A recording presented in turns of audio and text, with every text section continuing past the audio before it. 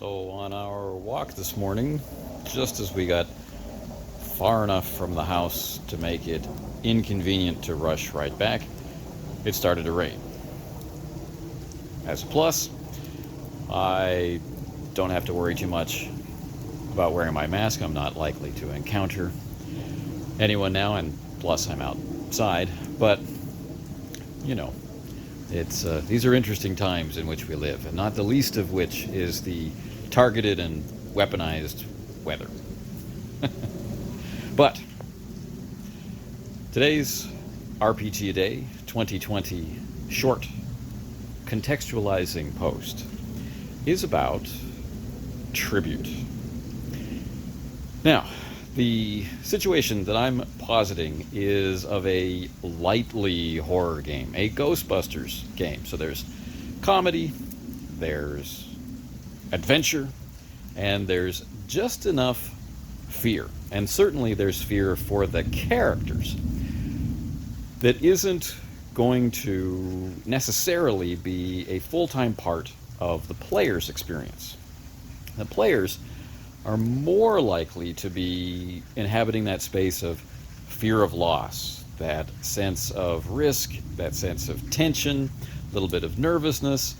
What is it that's going to be sprung on them? Because this is also the kind of horror, or at least scary role-playing, that involves things like jump scares and quick cuts to surprising situations.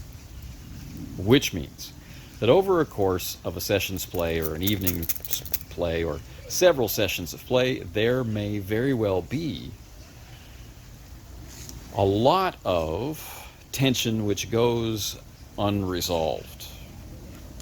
You're not the one that is in a position to deal with it, you're just in a position to experience it. There's an awful lot of tension. So from time to time, it's very nice to be able to let that tension go.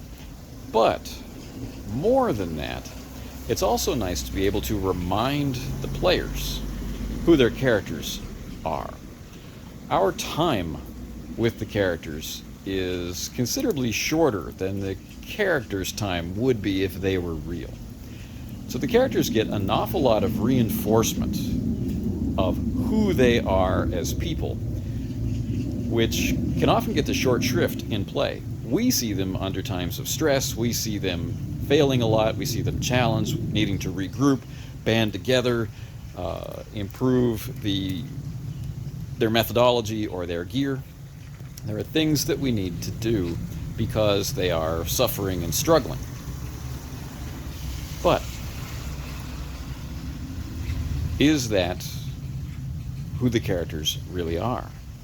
Maybe not. And so taking the time to pay tribute to their skills, to not build them up, not artificially cause them to puff up their chests and make claims to abilities that they don't have, but rather to be very clear about the abilities that they do have. Why are they the ones who are doing this? Because, well, at least in our case, they're the ones that we're going to call.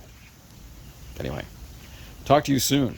Very soon, I suspect, we are going to deviate around here from the standard pattern. We're not going to be going through all the rooms in numerical order. We're going to branch off and follow the